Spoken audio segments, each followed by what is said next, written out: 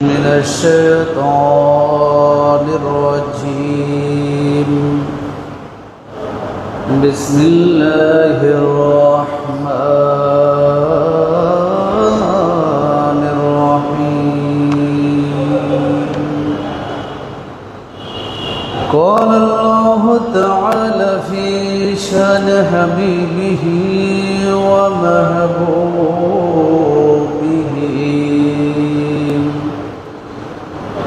مخبرا وآمرا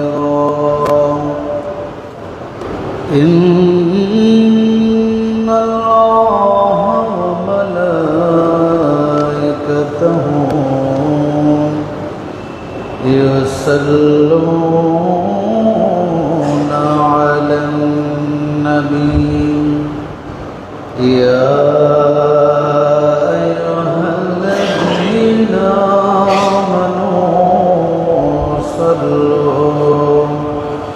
عليه وسلموا تسليما صلى الله على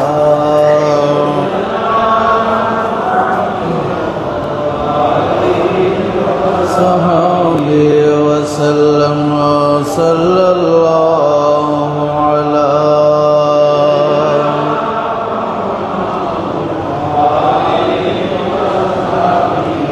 سلم صلى الله على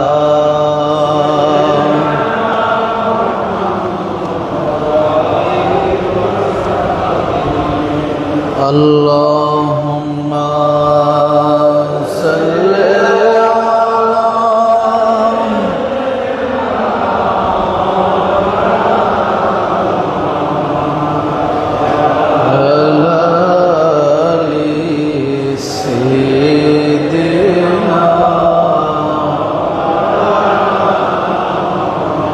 کلمہ توحید ہے تیری شہادت اے حسین تو نہ ہوتا تو نہ رہ جاتی تیری صداقت اے حسین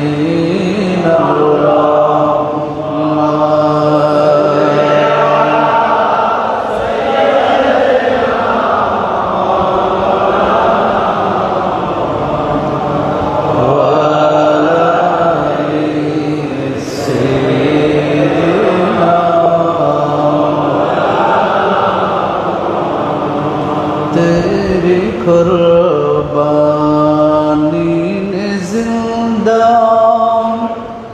کر دیا اسلام کو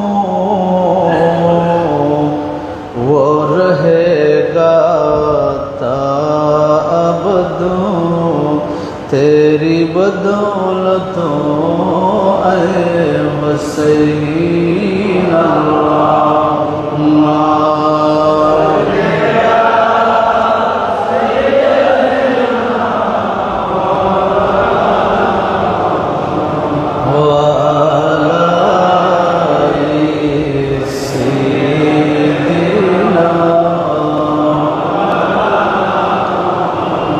بسم الله الرحمن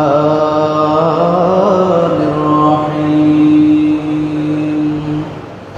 قل لا أسألكم عليه أجرا إلا المودة في القربى صدق الله مولانا العظيم وبلغنا رسوله النبي الحبيب الكريم ونحن على ذلك من الشاهدين والشاكرين ربي صل وسلم وبارك عليه পবিত্র মুহররমুল হারাম শরীফের প্রথম জুমার নামাজ আদায় করবার উদ্দেশ্যে আগত মুআজ্জাজ মুহতারাম মুসাল্লিয়ানে কেরাম, মুরব্বিয়ানে আযম, যুবক ভাইয়েরা, রাহিমানি ওয়া রাহিমাকুমুল্লাহ, আসসালামু আলাইকুম ওয়া রাহমাতুল্লাহি ওয়া বারাকাতুহু।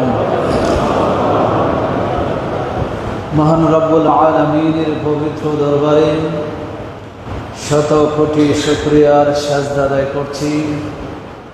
অত্যন্ত ইবাদত বন্দেগী, জিকির, আজকার, দুরূদ ও সালামের মাধ্যমে আমরা একটা মাসকে বিদায়, একটা বছরকে বিদায় জানাতে পেরেছি। আর একটা মাসকে বিভিন্ন ওয়াজ, মাহফিল, নসিহত, জিকির, আজকার, বিশেষ করে আহলে বাইতের রাসূল সাল্লাল্লাহু আলাইহি ওয়াসাল্লামের স্মরণের মাধ্যমে নতুন একটা বছরকে আমরা উদযাপন করতে পারছি। এই তৌফিকটুকু আল্লাহ আমাদেরকে দান করেছেন, এই জন্য আমরা শুকরিয়া আদায় করি। আরেকবার পড়ি আলহামদুলিল্লাহ। আল্লাহ পাক রব্বুল আলামিন আহকামুল হাকিমিন, গত জুমার মধ্যে আমি তাকদীরের উপর আলোচনা করার সময় বলেছিলাম, নসিবে যদি না থাকে কোনো কিছু হয় না, আর নসিবে যদি ভালোই লেখা থাকে তাহলে যে কোনো মাধ্যমে আল্লাহ পাক আমাদেরকে সুযোগ করে দিবেন সেই নসিবের ভালো কাজটা করবার জন্য, সম্পাদন করার জন্য। এই কথা আমাদের সকলকে খেয়াল এবং বুঝ আমাদেরকে রাখতে হবে। শুরুতেই আজকে আহলে বাইত রাসূল সাল্লাল্লাহু আলাইহি ওয়াসাল্লামের প্রেম এবং ভালোবাসা কেন দরকার, এই এবং প্রেম এবং ভালোবাসা এটা বহিঃপ্রকাশ আমাদের দ্বারা কিভাবে হবে, সে বিষয়গুলো নিয়ে আপনাদের সামনে কিছু আলোচনা করব। আল্লাহ পাক রব্বুল আলামিন আহকামুল হাকিমিন আমাদেরকে কবুল করুন, সকলে পড়ি আমিন। আমরা আমাদের সন্তান, আমাদের আত্মীয় স্বজন, আমাদের যাদের সাথে আমাদের রিলেশন আছে, রিলেটিভ যারা, রক্ত সম্পর্কিত যারা, তাদের বিপদ আপদ, দুর্ঘটনা, সেগুলো দেখলে শুনলে আমাদের শরীর আঁতকে উঠে, আমরা ব্যথিত হই। যখন আমরা ব্যথিত হই তখন আপনাকে বলতে হয় না, কাউকে বলতে হয় না তুমি কান্না করছো না কেন, তোমার চোখ দিয়ে পানি আসছে না কেন, তুমি চিৎকার করে কান্নাকাটি করছো না কেন। এই কথাগুলো আমাদের বলা লাগে আমাদের, এগুলো বলতে হয় না, কারণ এগুলো অটোমেটিকলি আমাদের দুই চোখ বেয়ে পানি ঝরে, আমাদের অন্তর ব্যথিত হয়, আমরা ব্যথিত হই, কষ্ট পাই, চেহারা মলিন হয়ে যায়। কেন হয়? কারণ হলো যার দুর্ঘটনা হয়েছে, যেই ব্যক্তি মারা গিয়েছে, কোনো অ্যাক্সিডেন্ট হয়েছে, অসুস্থ হয়েছে, তার সাথে আমার একটা সম্পর্ক আছে, যেই সম্পর্কের ভিতরে একটা প্রেম আছে, ভালোবাসা আছে। এই ভালোবাসাটা যেহেতু এটা রক্তের সম্পর্কের কারণে হোক, যে কোনো কারণে, এই সম্পর্কটা থাকার কারণে আমাকে বলতে হয় না তুমি কান্না করছো না কেন, তোমার চোখ দিয়ে পানি আসছে না, এগুলো বলতে হয় না। অটোমেটিকলি আমাদের অবয়ব, আমাদের দেহ, আমাদের শরীর এগুলো বহিঃপ্রকাশ করে যে এই মানুষটার প্রতি, আমার বাবার প্রতি, আমার মায়ের প্রতি, আমার স্ত্রীর প্রতি, সন্তানের প্রতি, আত্মীয় স্বজনের প্রতি আমার ভালোবাসা কতটুকু ছিল, ঠিক কিনা বলেন না? এটা জন্মগতভাবে আমাদের ভিতরে আল্লাহ দান করেছেন।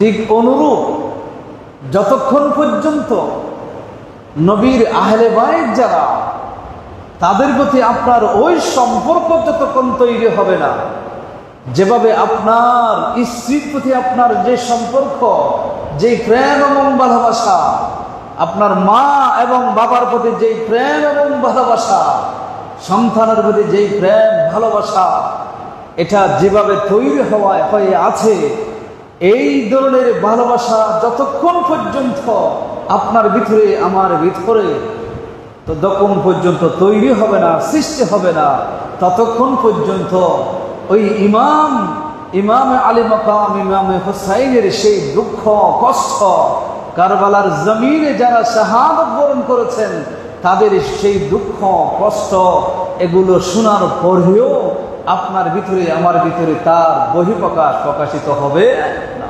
প্রতিক্রিয়া সৃষ্টি হবে না। এই জন্য নবীর আহলে বাইতের প্রতি কেমন ভালোবাসা আমাদের দরকার, এটা আমাদের জানতে হবে, এটা আমাদের বুঝতে হবে। আল্লাহর নবী রাহমাতুল্লিল আলামিন শফিউল মুজনিবিন হুজুর মুহাম্মদুর রাসূলুল্লাহ সাল্লাল্লাহু আলাইহি ওয়াসাল্লাম হাদিস এসেছে তাফসীরে দুররে মনসুরের ভিতরে, এই যে আয়াত আমি আপনাদের সামনে তেলাওয়াত করেছি সেই হাদিসের শান নুজুল, সেই আয়াত আল্লাহ কেন দিয়েছেন সেটার বর্ণনা করতে গিয়ে হাদিস বর্ণিত হয়েছে। বুখারী শরীফের মধ্যে হাদিস এসেছে, মুসনাদ আহমদ ইবনে হাম্বলের মধ্যে হাদিস এসেছে। সেই হাদিসগুলোর মধ্যে একটা হাদিস যেটা বুখারীতে এসেছে 3985 নম্বর হাদিস, সেই হাদিস হযরত আব্দুল্লাহ ইবনে যায়েদ ইবনে আসিম রাদিয়াল্লাহু তাআলা আনহু তিনি বর্ণনা করছেন, ক্বালা লাম্মা আফা আল্লাহু আলা রাসূলিহি ইয়াওমা হুনাইন, হুনাইনের যুদ্ধের দিন আল্লাহ রাসূল সাল্লাল্লাহু আলাইহি ওয়াসাল্লাম যখন রাসূলের হাতে গনিমতের মাল আসলো, সেই দিন আমার নবী সাহাবীদের মাঝে গনিমতের মাল বন্টন করছিলেন। জোরে বলি সুবহানাল্লাহ। খেয়াল করতে হবে আমি কি বোঝাতে চাচ্ছি। গনিমতের মাল তিনি বন্টন করছিলেন। সেই গনিমতের মাল বন্টন করার সময় ওই সমস্ত ব্যক্তিদেরকে গনিমতের সম্পদ দিচ্ছিলেন যাদেরকে ইসলামের প্রতি আকৃষ্ট করা দরকার, যাদের ঈমান মজবুত হয়েছে, তাদেরকে আল্লাহ রসুল গনিমতের সম্পদ দেন নাই।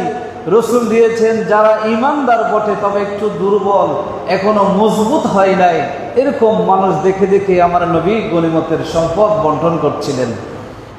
এখান থেকে অসংখ্য আনসারী সাহাবায়ে কেরাম ছিলেন যারা আমার নবী মক্কায় স্থান পায় নাই, কাফেররা নির্যাতন করেছে, কাফেররা নবীকে মক্কার মধ্যে বসবাস করতে দেয় নাই, সাহাবীদেরকে বসবাস করতে দেয় নাই, আবু বকরের উপর পর্যন্ত নির্যাতন চালিয়েছে।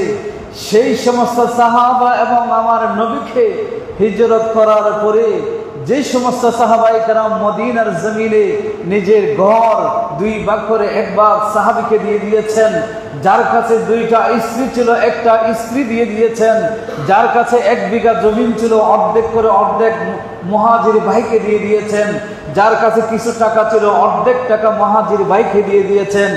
এভাবে নিজের জান এবং মাল, সহায় সম্পদ, স্ত্রী সব কিছু যাদেরকে দিয়ে দিয়েছিলেন, যারাই দিয়েছিলেন সেই সমস্ত আনসারী সাহাবায়ে কেরামকে যখন কিছু দিলেন না, তখন সেই আনসারী সাহাবায়ে কেরাম হয়তো মনে কষ্ট পাবেন।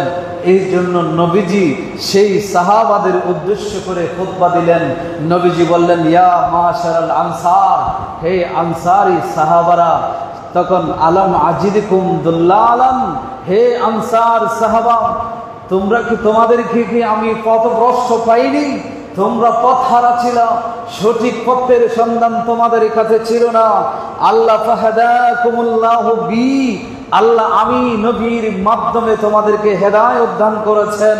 এবং আরো বলেছেন, ওয়া কুনতুম মুতাফাররিকিনা, হে আনসার সাহাবায়ে কেরাম, তোমরা ক্ষুদ্র ক্ষুদ্র দলে, বিভিন্ন দলে উপদলে বিভক্ত ছিল, তোমাদের মধ্যে ঐক্য ছিল না, ইজমা ছিল না, একই মতের মধ্যে তোমরা আসতে পারতে না। তোমাদের ভিতরে যুগ যুগ ধরে 120 বছর পর্যন্ত যুদ্ধ বিগ্রহ এগুলো চলছিল, মারামারি হানাহানি এগুলো চলছিল। আল্লাহ পাক তোমাদেরকে ফাআল্লাফাকুমুল্লাহ বি, আমি রাসূলের মাধ্যমে তোমাদের মাঝখানে ঐক্যের বন্ধন সৃষ্টি করে দিয়েছেন, ভ্রাতৃত্বের বন্ধন তোমাদের মাঝখানে সৃষ্টি করে দিয়েছেন। আল্লাহ রাসূল বলেন, ওয়া আলাথান, তোমাদেরকে আল্লাহ নিশ্চয় ছিল, তোমাদের কিছুই সহায় সম্বল ছিল না। ফাআগনাকুমুল্লাহু বি, আমি রাসূলের কারণে আল্লাহ তোমাদেরকে সহায় সম্বল ওয়ালা বানিয়েছেন। জোরে বলি সুবহানাল্লাহ। রাসূল এই কথাগুলো বললেন। রাসূল এই কথাগুলো বলার পরে আমার নবীজি বলেন, তোমরা হয়তো বলতে পারো এই কথা, আমি নবীকে বলতে পারো আপনাকে মক্কার লোকেরা স্থান দেয় নাই, আপনার সাহাবীদেরকে মক্কার লোকেরা স্থান দেয় নাই, মক্কার লোকেরা আপনাকে মিথ্যায় রূপান্তরিত করেছে, মিথ্যাবাদী বলেছে, ভণ্ড বলেছে, তারা আপনার উপর ঈমান আনে নাই।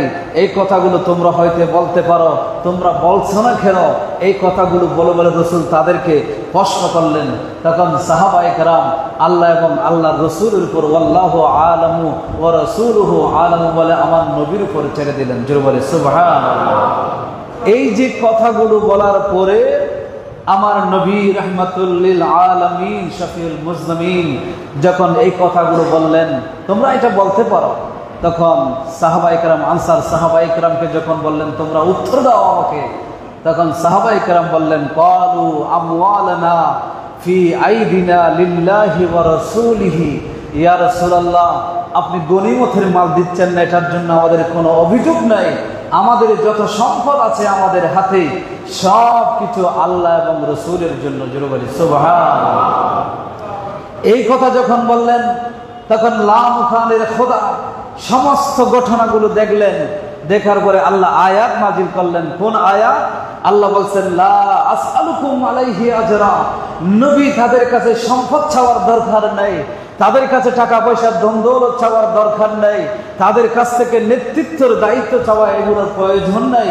আপনি তাদেরকে, আপনার কারণে তারা হেদায়েত পেয়েছে, আপনার কারণে তারা গরিব থেকে ধনী হয়েছে, আপনার কারণে তারা ঈমান ছিল না, পথহারা ছিল, তারা আজকে ঈমান পেয়েছে, ইসলাম পেয়েছে, আমি আল্লাহর সন্ধান তারা পেয়েছে। এগুলার বিনিময়ে তাদের কাছ থেকে কোনো সম্পদ তাদের কাছে চাওয়ার দরকার নেই। তাদের কাছে একটা জিনিস, একটা বিষয় আপনি চেয়ে নেন, সেই বিষয়টা হলো আল্লাহ বলেছেন ইল্লাল মাওয়াদ্দাতা ফিল কুরবা। আপনার ভালোবাসার পরে আপনার যারা উত্তরসূরি হবে, আপনার যারা আহলে বাইত হবে, আপনার যারা নামাজ হবে, আপনার পরিবারের অন্তর্ভুক্ত যারা হবে, তাদের প্রতি ভালোবাসা, এটাই আপনি চেয়ে নেন। জোরে বলে সুবহানাল্লাহ। আপনার কাছে, আমাদের কাছে আল্লাহ রাসূল সাল্লাল্লাহু আলাইহি ওয়াসাল্লাম সাহাবাদেরকে যখন একটা একটা করে সব বিষয় উপস্থাপন করলেন, সাহাবারা বলে দিলেন আমাদের সম্পদ, আমাদের জান এবং মাল সবকিছু আপনার জন্য ইয়া রাসূলুল্লাহ।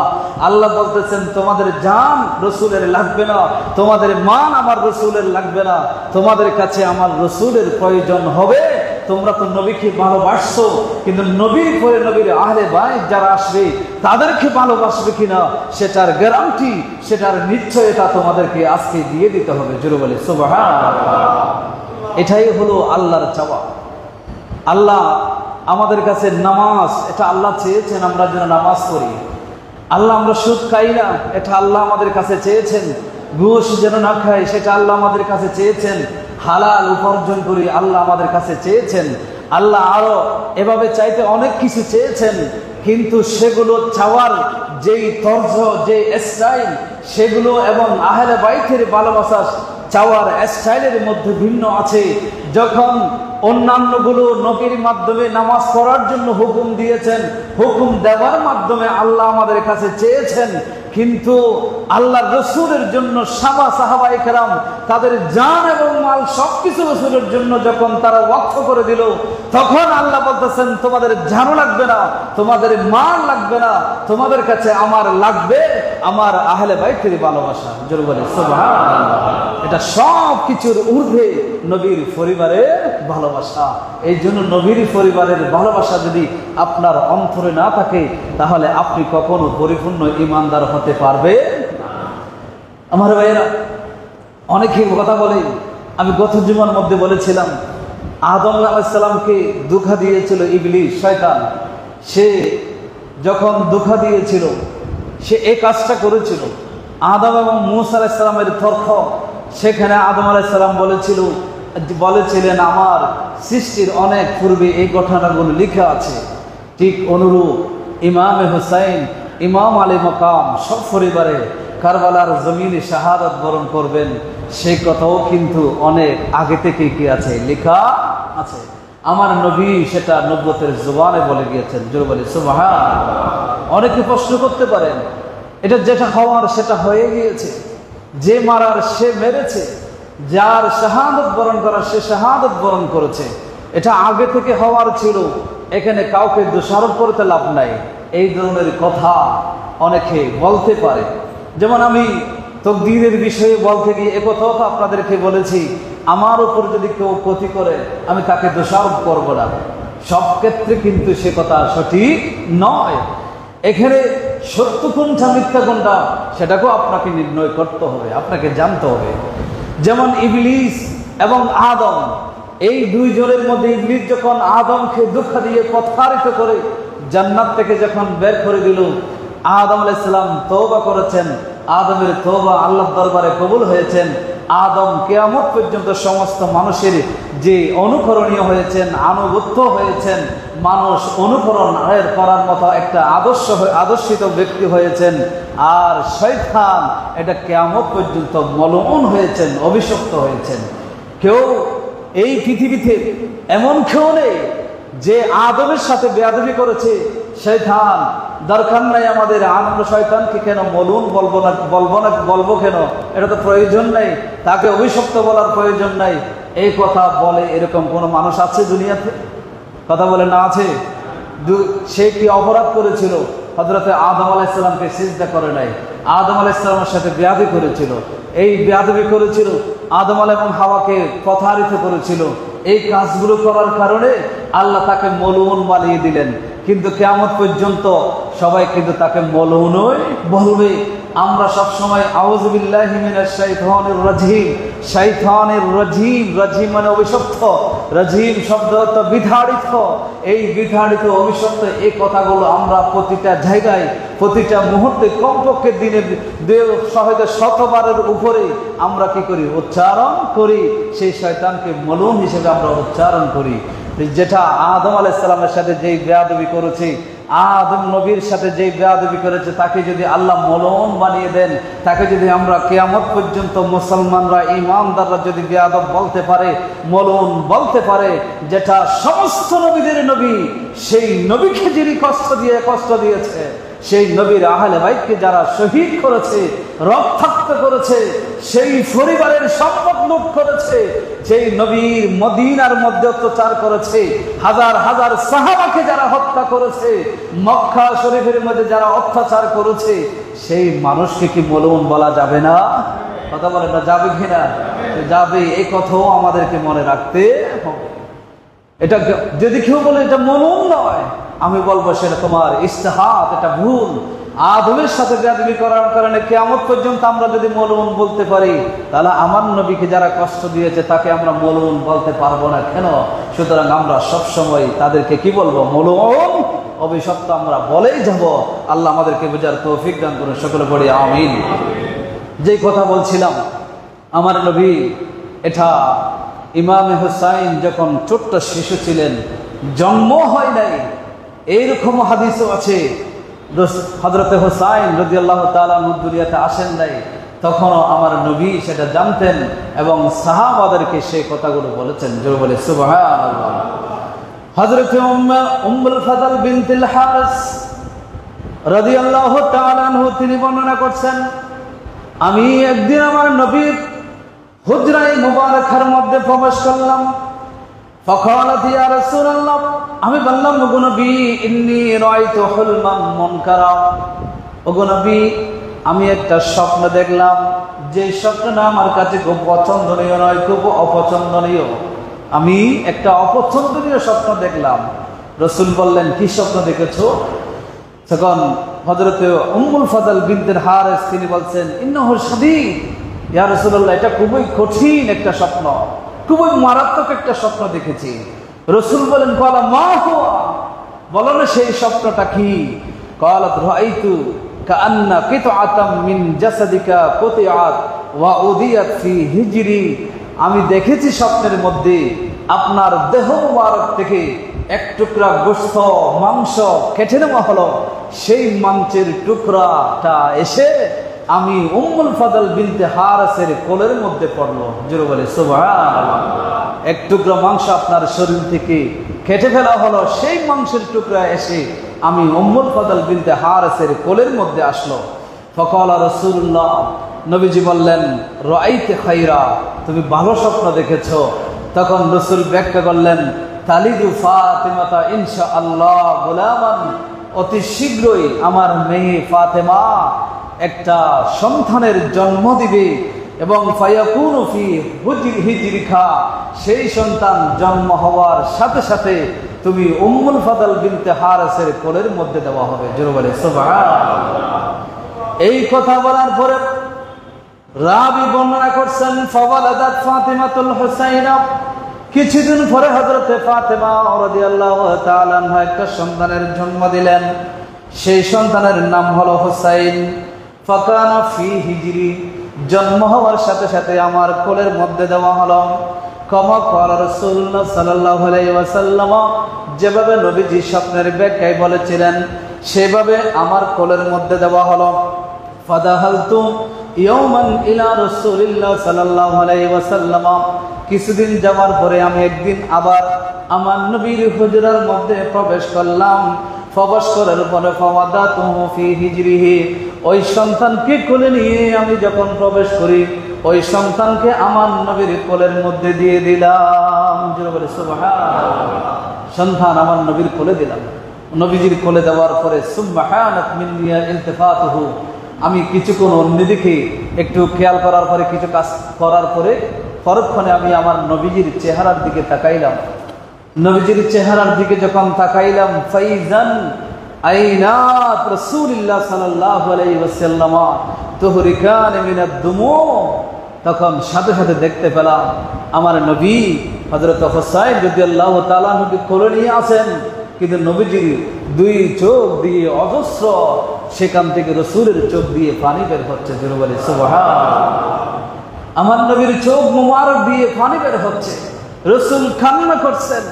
স্বভাবত একজন দাদা কিংবা নানা নিজের মেয়ে এবং ছেলের সন্তান যখন কোলে নাতিকে আদর করে খুশি হয়, আনন্দিত হয়, কিন্তু হুসাইন রাদিয়াল্লাহু তাআলা আনহুকে যখন নবীজি কোলে নিলেন তখন আমার নবী দুই চোখ বেয়ে পানি ঝরছে, নবীজি কান্না করছেন। নবীজি কান্না করছেন, এই অবস্থা উম্মুল ফাদল বিনতে হারিস তিনি বর্ণনা করছেন। দেখার পরে তিনি বললেন, ক্বালাত ফাকুলতু ইয়া নবিয়াল্লাহ, তিনি বললেন আমি আরজ করলাম গো রাসূল যে বিআবি আনতা ওয়া আম্মি মালাকা, আমার মা বাবা আপনার জন্য কুরবান হোক, আপনার কি হয়েছে, আপনি এভাবে কাঁদছেন কেন? আপনি তো আমাদের সরদার, দো জাহানের সরদার, আপনি কুল কায়নাতের মালিক, আপনার কারণে আজকে আমরা ঈমান পেয়েছি, সবকিছুতে আপনার কারণে, আপনার কিসের অভাব, কি জন্য আপনি কান্না করছেন? নবীজি বলেছেন, ক্বালা আতানি জিবরিল আলাইহিস সালাম, কিছুক্ষণ পূর্বে হযরত জিবরিল আলাইহিস সালাম আমার কাছে তাশরীফ নিয়ে এসেছিল। ফাআখবারানি, আমাকে জানিয়ে দিয়েছে, আন্না উম্মতি সাতাকতুলু ইবনি হাযা, আমার উম্মতের মধ্যে একদল উম্মত ওই কারবালার জমিনে আমার এই ছোট্ট শিশু হুসাইন যখন বড় হবে সেই হুসাইনকে হত্যা করে ফেলবে। জোরে বলি নাউযুবিল্লাহ। এই কথা কে বলে দিয়েছেন? আমার নবী বলেছেন। এটা আমার নবী তখন বলেছেন যখন হুসাইন রাদিয়াল্লাহু তাআলা আনহু তখন ছোট্ট শিশু ছিল, নড়াচড়া তেমন করতে পারে না, নানার কোলের মধ্যে ছিল। ওই অবস্থায় জিবরিল এসে আমার নবীকে সেই সংবাদ দিলেন, আর আমার নবী সেই সংবাদ শুনে নবীজির চোখ দিয়ে অজস্র সেই চোখের পানি ঝরেছে, নবীজি কান্না করেছেন। এই জন্য এই ইমামে হুসাইনের সেই দুঃখের কথা স্মরণ করে, যে ইমামে হুসাইনের সেই কারবালার ট্র্যাজেডি, সেই কথাগুলো, শাহাদাতের কথাগুলো, নির্মম সেই শাহাদাতের কাহিনীগুলো স্মরণ করে সেগুলো শুনে দুই চোখ দিয়ে পানি ঝরানো চেষ্টা করে নয়।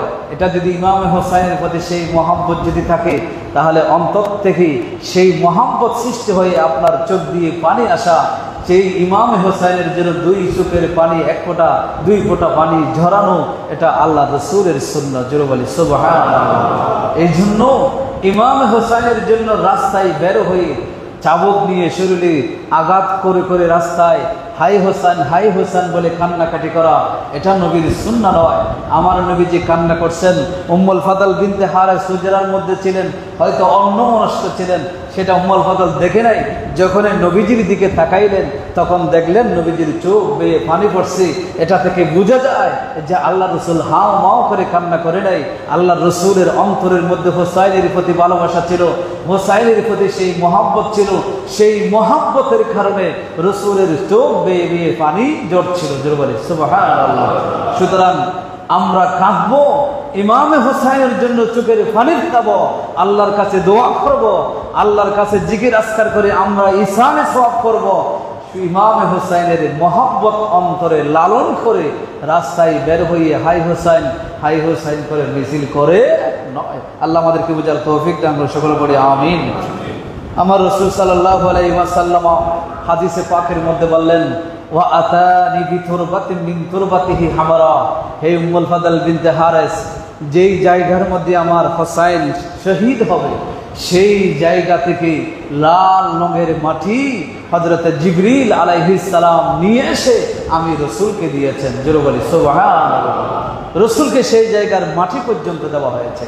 আরেক হাদিসের মধ্যে এসেছে হযরত আলী রাদিয়াল্লাহু তাআলা আনহু সিফফিনের যুদ্ধের সময় সিফফিনে যাচ্ছিলেন, তখন যখন সেই জায়গার মধ্যে গেলেন তখন আলী রাদিয়াল্লাহু তাআলা আনহু কাফেলাকে বললেন, তোমরা একটু দাঁড়াও।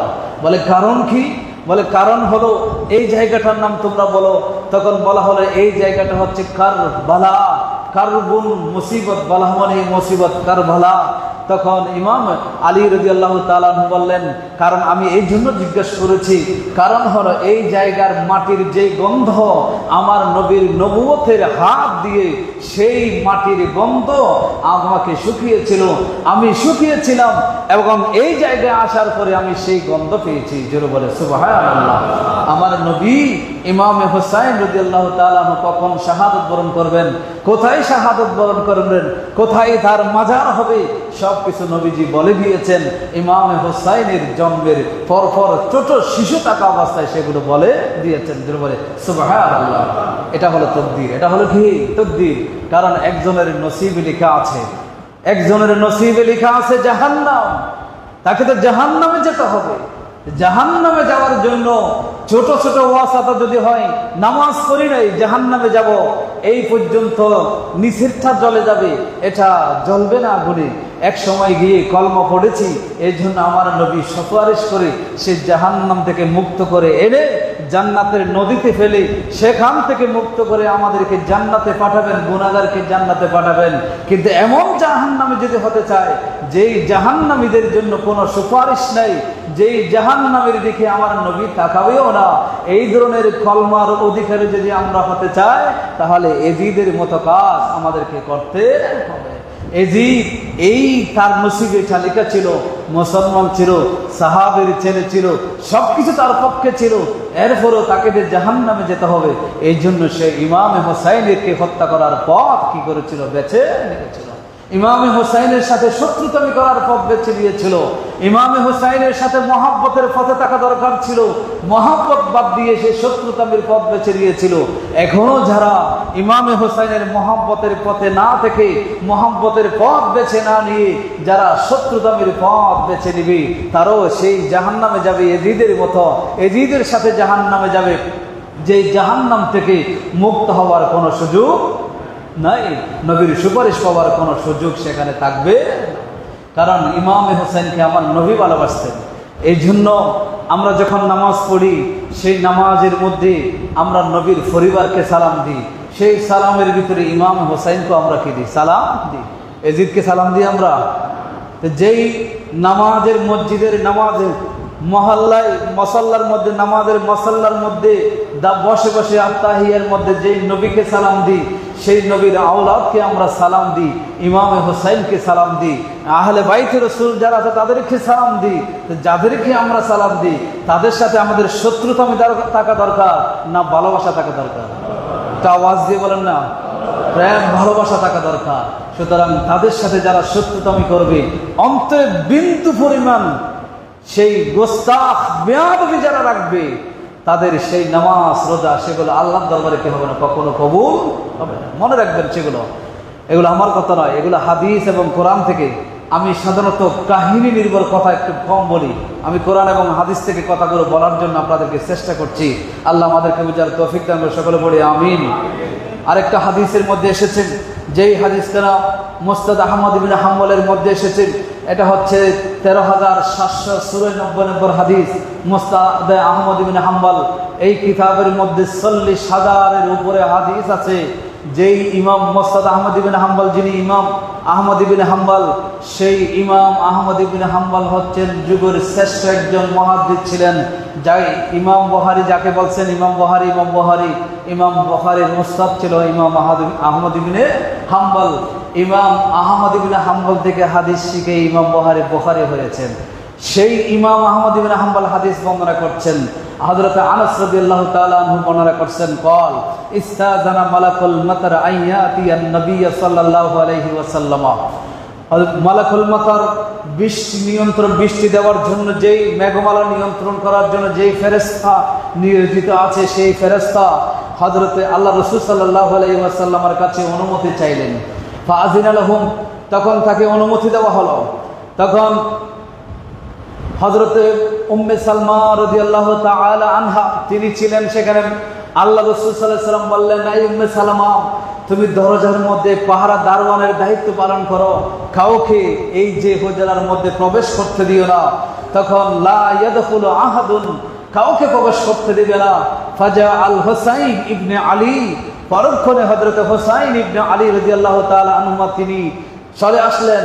তিনি যখন চলে আসলেন, তাকে তো আর বাধা দেওয়া যায় না, তিনি প্রবেশ করলেন। ফাওয়াসাবা হাত্তা দাখালা, তিনি এক লাফ দিয়ে আমার নবী রাহমাতুল লিল আলামিনের কোলের মধ্যে বসে গেলেন। জোরে বলে সুবহানাল্লাহ।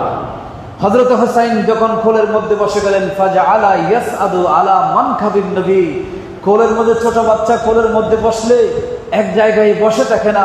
সে হুসাইন আমার নবীর শরীরের উপর দিয়ে কাঁধের উপর উঠে গেলেন। সেই কাঁধের উপর উঠে সেই হুসাইন ঘোড়া হয়ে আমার নবীকে ঘোড়া বানিয়ে ঘোড়ার সওয়ারি হয়ে হযরতে হুসাইন আমার নবীর কাঁধের উপর বসে গেলেন। আমার নবীর উপর যখন কাঁধের উপর বসে গেলেন, ফাকালা লাহুল মালাক আতুহিব্বুহু, ফেরেশতা জিজ্ঞেস করলেন, ইয়া রাসূলুল্লাহ, আপনি কি তাকে ভালোবাসেন? যে হুসাইনকে আপনি কি ভালোবাসেন? কালান নবী সাল্লাল্লাহু আলাইহি ওয়াসাল্লাম, নাম। নবীজি বললেন, হ্যাঁ, আমি অবশ্যই তাকে ভালোবাসি, তার প্রতি আমার ভালোবাসা আছে।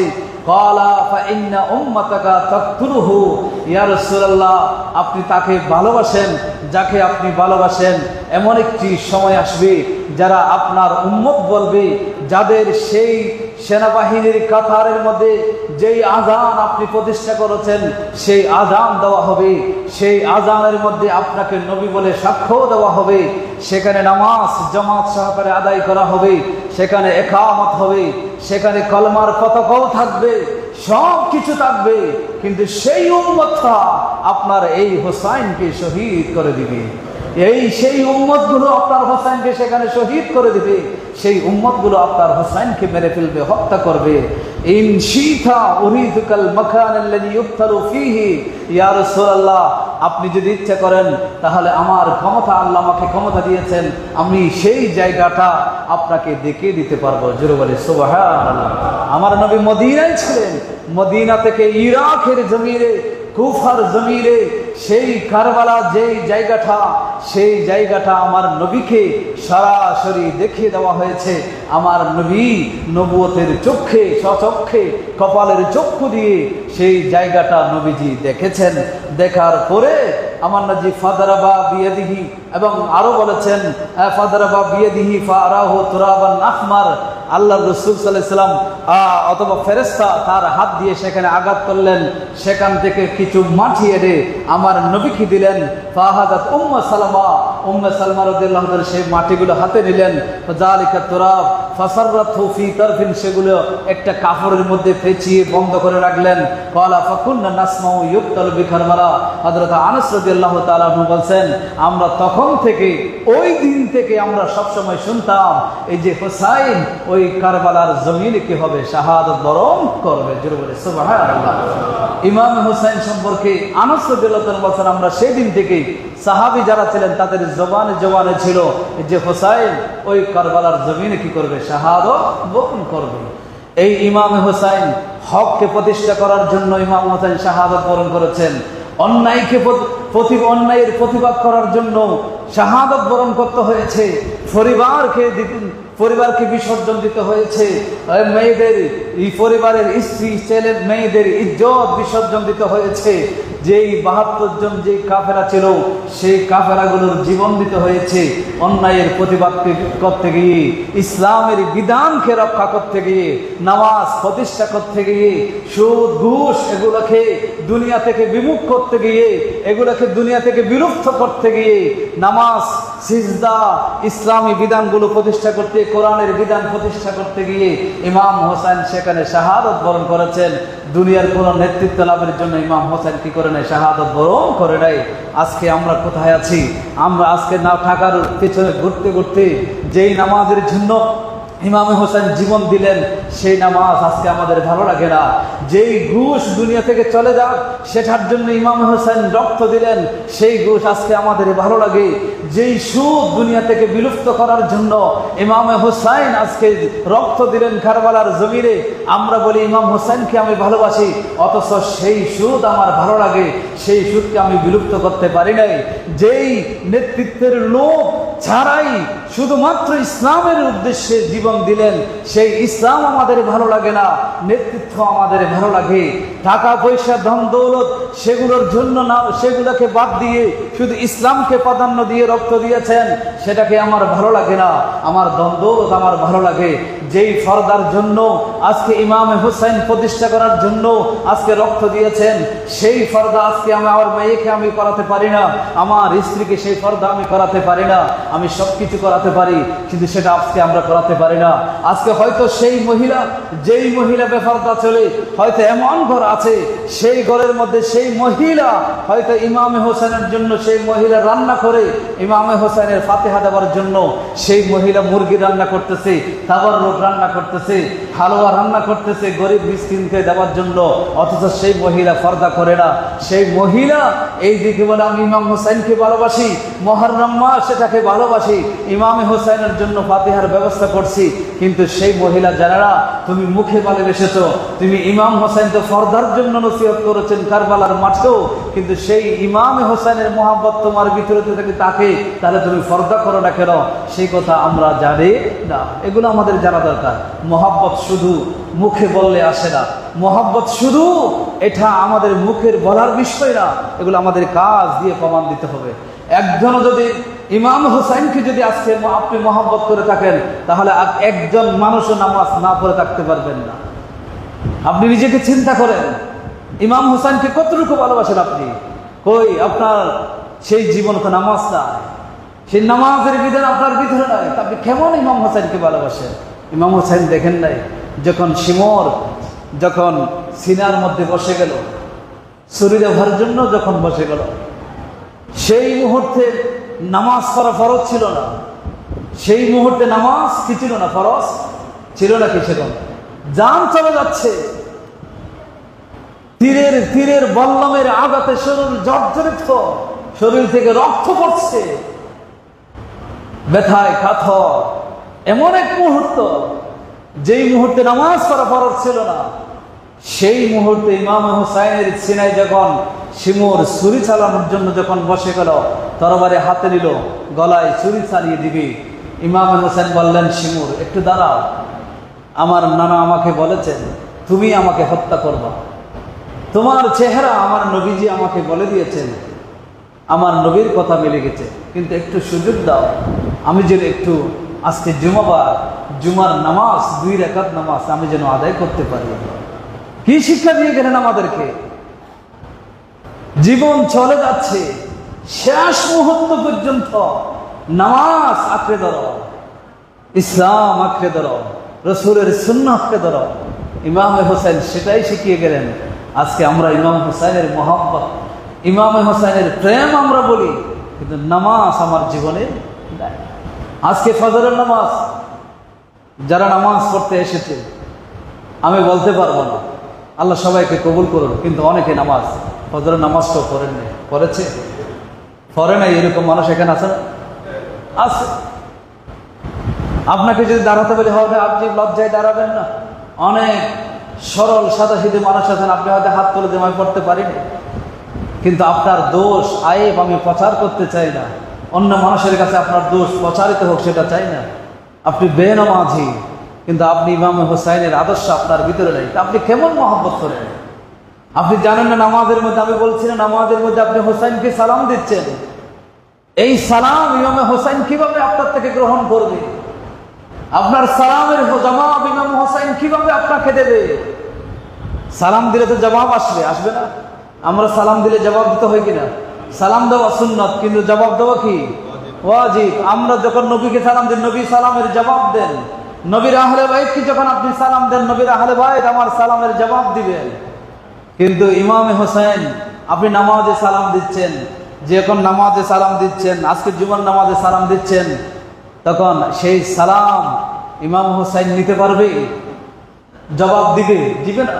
কারণ ইমাম হোসেন বলে, তুমি তো আমাকে ভালোবাসছো বলো, কিন্তু তুমি তো আমাকে আসলে ভালোবাসো না। তুমি দেখো নাই আমার গলার উপরে ছুরি বসানো আছে, আমি এক রাকাত নামাজ পড়তে পেরেছি, আর এক রাকাত পড়ার সুযোগ আমাকে দেওয়া হয় নাই, তারপরেও আমি নামাজ ছাড়ি নাই। কারণ ওই দিন জুমার নামাজ আমার উপর ওয়াজিব ছিল, এই জন্য মুসাফির হলে তো ওয়াজিবও থাকে না, তারপরেও আমি ওয়াজিব জুমার নামাজ আমি অন্তত 2 রাকাত নামাজ এটা পড়তে চেয়েছিলাম। তোমাদেরকে শেখানোর জন্য জান চলে যাবে, মান চলে যাবে, নেতৃত্ব চলে যাবে, সব কিছু চলে যাবে, তোমার পরনে কাপড় থাকবে না, তারপরেও তুমি নামাজ ছেড়ো না, নামাজ ছেড়ো না। নামাজের মশালার মধ্যে তো এই মশলাটাও আছে যে কারো যদি কাপড় না থাকে সে কি করবে? কোনো কাপড় নাই, পাওয়ার সম্ভাবনা নাই, কি করবে? তখন বলা হয়েছে বিবস্ত্র অবস্থায় সে বসে বসে ইশারায় নামাজ পড়বে। তারপরে নামাজ কি করা যাবে না ছাড়া।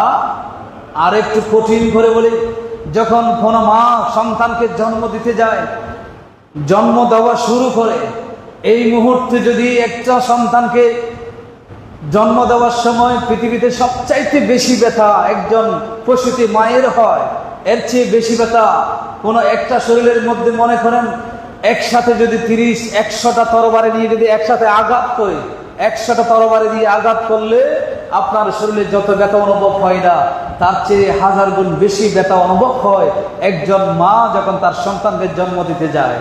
ওই মুহূর্তে ফিকার কিতাবে এসেছে, আপনার যদি সন্তান যদি অর্ধেক দুনিয়াতে এসেছে, এই মুহূর্তে যদি কোনো মায়ের যখন যদি নামাজ পড়ার অবস্থা যদি থাকে, অর্থ যদি চলে যাওয়ার সম্ভাবনা থাকে, তাহলে তাকে আগে নামাজ কি করতে হবে? আদায় করতে হবে। একটু কঠিন করে দেওয়া হয়েছে। আজকে সেই নামাজ আমাদের ভিতরে নেই। ইমাম হোসেনের মহব্বত আমার ভিতরে আছে, আমি সেই দাবি করি। আল্লাহ আমাদের সকলকে বোঝার তৌফিক দান, সকলে বলে আমিন। এই জন্য কবি নজরুল বলেছিলেন, মরসিয়া ক্রন্দন চাই না, ত্যাগ চাই, মরসিয়া ক্রন্দন চাই না। এমন কান্নাকাটি চাই না যে কান্নাকাটি করলে শুধুমাত্র সীমিত সময়ের জন্য থাকবে, এরপরে তার কোনো ফিলিংস, তার কোনো প্রতিক্রিয়া আমাদের জীবনে থাকবে না। এরকম ক্রন্দন আমাদের দরকার নাই। এমন দরকার যে মুহররম মাস আসলো, সেই ত্যাগ তিতিক্ষা আমাদেরকে শিক্ষা দিল, এই ত্যাগ আমি জীবনে দিব। ইসলামের জন্য ত্যাগ স্বীকার করব, ঈমানের জন্য ত্যাগ স্বীকার করব, নামাজের জন্য ত্যাগ স্বীকার করব, সঠিকভাবে চলার জন্য, হালালভাবে চলার জন্য ত্যাগ স্বীকার করব। এই শিক্ষা ইমাম হোসেনের এই কারবালার ট্র্যাজেডি দেখে আমাদেরকে নিতে হবে। আল্লাহ পাক রব্বুল আলামিন আহকামুল হাকিমিন আমাদের সকলকে কবুল করুন, সকলে পড়ি আমিন। সম্মানিত উপস্থিতি, একজন